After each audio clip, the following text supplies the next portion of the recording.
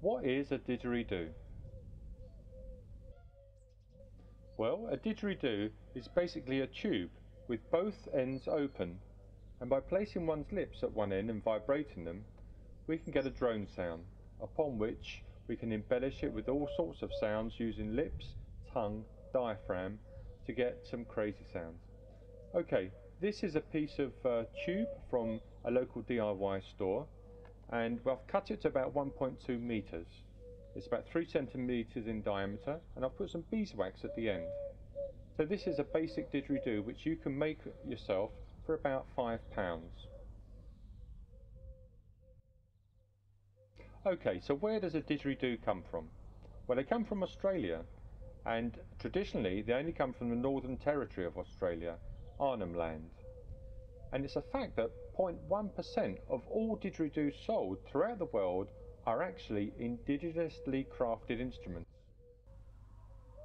And some didgeridoos are made from teak or bamboo, and the sellers purport them to be made by the Aborigines when they're not.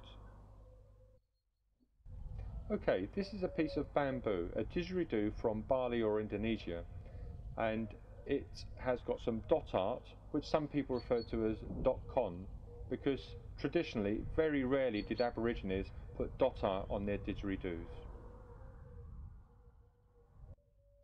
Okay, this is a piece of teak, a teak didgeridoo, again with some dot art painting on. And this one here is a piece of eucalyptus wood that's been eaten out by termites. The bark has been left on and it's kept in place with a solution of PVA. So this is a termite eaten didgeridoo.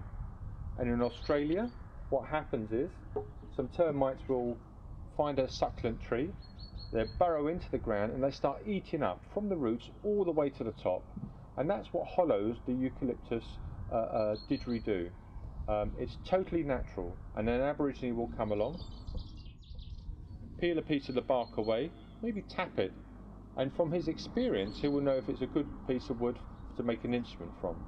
And if it's from North Arnhem Land, the Yolngu would call it a Yidaki. And this piece of wood is not eucalyptus wood, it's a piece of beech from Essex in England, and it's been made by sawing the wood in half, splitting the wood, taking out the wood from both halves, and then gluing it back together again. And it's got this nice shape on it because the deer were eating the wood and the bark has grown back again. I should be more careful with my stick, shouldn't I? Okay, and this particular instrument is made by a guy called Frank Till, who learnt from Jalu, who's the custodian of the art in North Arnhem Land. And what he's done, he's mixed traditional style of painting with a Western style of instrument. Okay, and this is another instrument by Frank Till, and you'll notice on this one the traditional painting, the water lilies, and at the end it's got a very big bell which gives it an amplified sound, and it's quite typical of contemporary style playing. This is an instrument by Jalu, the custodian of the art, well renowned as the best Yidaki maker in the world. Okay, hopefully I've given you some indication about what is a didgeridoo and the different types of didgeridoo on the market today. And if you're buying a didgeridoo that is being sold as a Yidaki, a traditional instrument, that you know what to look for.